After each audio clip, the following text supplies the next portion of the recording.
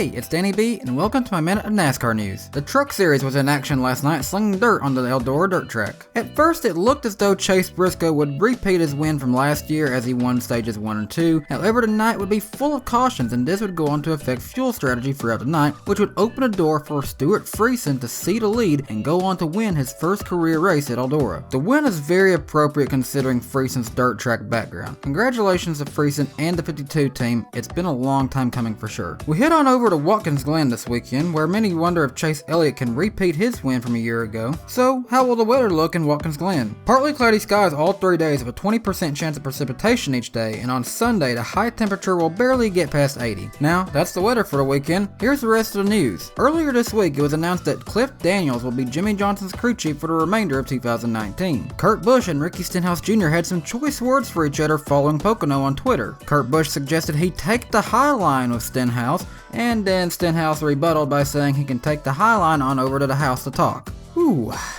Speaking of drivers disputing each other, Tyler Dipple and Ben Rhodes found themselves needing to be separated at Eldora last night as well after the truck race. Kelly Earnhardt Miller was named as a board member of the Brandt Company officially this week. Now we've got some paint scheme news to discuss. Some interesting notes. NASCAR apparently has rules on who can and who can't sponsor teams now that I feel really needs to be addressed better, as not just one but 2 trucks had their sponsors removed at Eldora. Ben Rhodes was sponsored by Haviland, which is fine, but they were forced to remove the Chevron logos that also accompanied the car, and then Mike Marlar was forced to remove the Marathon logos from his truck. This brings up a big debate on why is this happening. This is not the first instance of NASCAR doing this either, and it brings up just this big debate on why NASCAR is not allowing certain companies to come into the sport because of a sponsor of the sport when this used to not be an issue, and why are they allowing these sponsorship talks to get all the way to the track before they're told to remove the sponsor.